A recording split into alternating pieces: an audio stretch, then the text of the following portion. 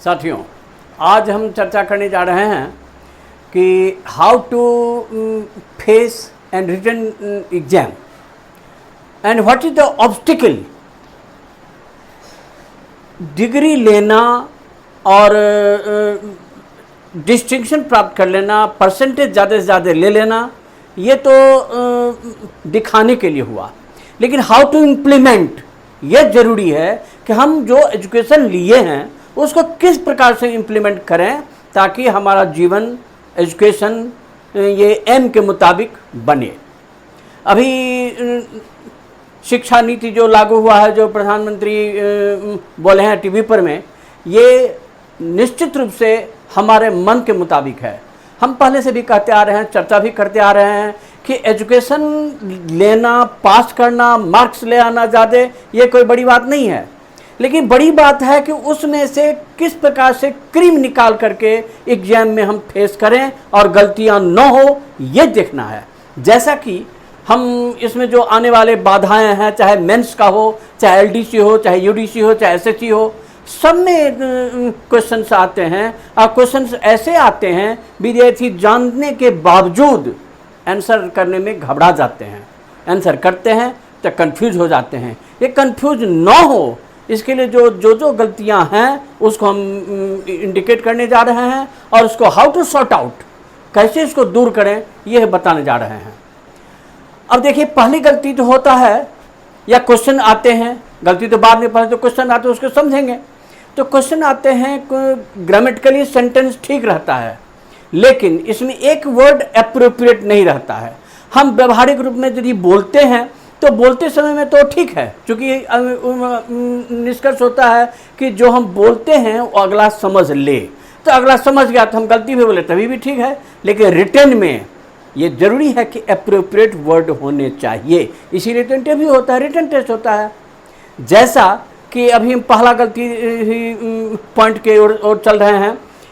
Name शब्द जिसका spelling होता है NAME, हिंदी में कहते हैं नाम। ये नाम शब्द का प्रयोग हम अपने भाषा में कई तरह से करते हैं और ठीक इसी तरह से भाव कई तरह से होता है, लेकिन उसका अंग्रेजी में अलग अलग वर्ड होते हैं। जैसा कि अगर उसमें एप्रोप्रिएट न देकर के दूसरा नाम दिया गया हो तो विषय तो समझ गए हम, लेकिन एप्रोप्रिएट नहीं हुआ, आपको एप्रोप्रिएट लिखने के लिए कहा जाएगा। वो अभी हम पहले पॉइंट को डील कर रहे हैं।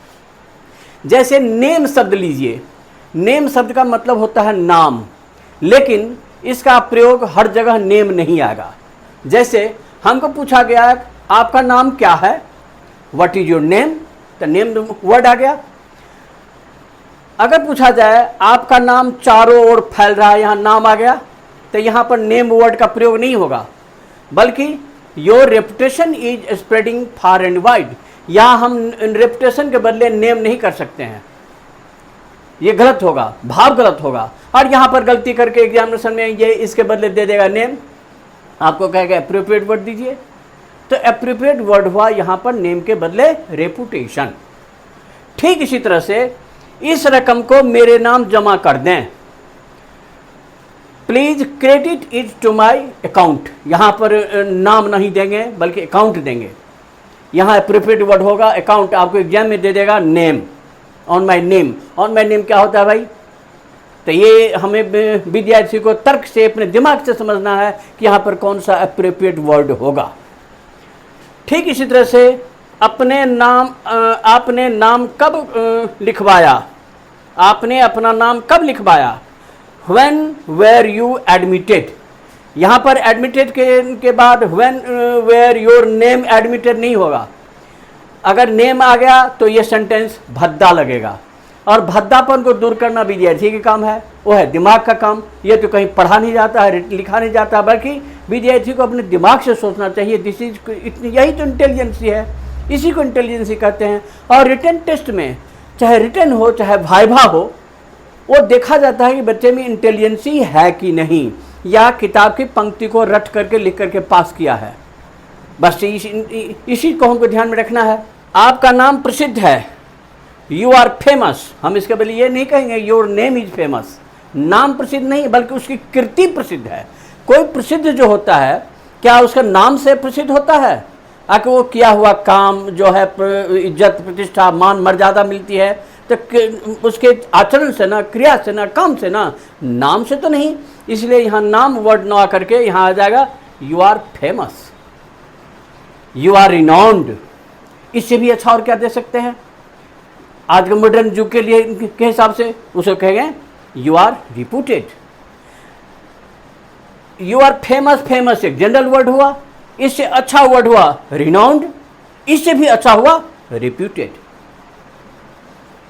ठीक इसी तरह से वह नामी लेखक है, ही इज रिप्यूटेड ऑथर। अब रिप्यूटेड के बदले हम नेम नहीं दे सकते हैं। वह नामी चोर है, यहां नामी चोर है कि फेमस, नामी तो होता फेमस, लेकिन यहां फेमस नहीं आएगा, यहां आ जाएगा नोटोरियस। यहां फेमस यदि दिया गया है तो फेमस होता अच्छाई के लिए, लेकिन ये चोरी तो बुराई है, इसीलिए यहां पर फेमस ना करके नोटोरियस होगा। जबकि एग्जामिनेशन में दे दिया जाएगा फेमस, रिप्यूटेड, तो आपको उसको काट करके नोटोरियस लिखना है। वह नाम का राजा है, he is a nominal king. अब यहाँ नॉमिनल किंग के बदले he is a naming king, ऐसा नहीं होगा। तो ये इस प्रकार से एक क्वेश्चन 10 मार्क्स के आते ही हैं, जो ग्रामेटिकली सेंटेंस ठीक रहता है, कहाँ सिंगुलर है, कहाँ प्लूरल है, कहाँ वर्ब है, कहाँ ऑब्जेक्ट है, ये तो ठीक रहता है। लेकिन एक वर्ड ऐसा है जो अप्रोप्रिएट नहीं है, जिसको अंडरलाइन करके या उसको गलत लेकर के आपको करेक्शन करने के लिए दिया जा सकता है, या फिल इन द ब्लैंक में दिया जाता है। इसको ध्यान रखना आवश्यक है, और यही इंटेलिजेंसी है। हम हमेशा से कहते आ रहे हैं कि इंटेलिजेंसी को दिखाना ही इंटरव्यू फेस करना है। सर्टिफिकेट को दिखाने से, सर्टिफिकेट देख लिया, मार्क्स इतने हैं, तो वो तो अपने लाइफ में कभी फेल होगा ही नहीं। लेकिन फिर भी दुख की बात है कि हमारे बच्चे मेहनत करने के बाद भी फेल हो जाते हैं या असफल हो जाते हैं, जीवन में अपने ऊंचे नहीं उठ पाते हैं। इसको दूर करने के लिए इस प्रकार से आप अध्ययन करेंगे, और किस प्रकार से क्वेश्चन आते हैं इसको आज पहले भी दूसरे चीज़ देंगे, उसको ध्यान में रखेंगे। तो हम उम्मीद करते हैं कि आपको जो आने वाले जो कमी हैं और निश्चित रूप से दूर हो जाएंगे, और अगले इंटरव्यू में, रिटन टेस्ट में आप निश्चित रूप से सफल करेंगे। ये हमारी आशा भी है, साथ साथ दुआ भी है। इसे पूरा जरूर देखेंगे ताकि आपको पता चल जाए कि क्या इसमें कहा गया है, हमें क्या करना है, और साथ साथ दूसरे को शेयर भी करेंगे ताकि दूसरे को भी फायदा हो। और शिक्षा में का एक नियम यह भी है कि जो हम जानकारी हम में है वो यदि हम दूसरे को बांटते हैं तो उससे हमारे ज्ञान में वृद्धि होती है। ये चीज़, इसको ध्यान में रखते हुए हम ईश्वर से प्रार्थना करेंगे कि आपको आगे आने वाले इंटरव्यू में किसी प्रकार की कठिनाई का सामना न करना पड़े। इसी तरह से हम दूसरे, तीसरे और देते रहेंगे। Thank you.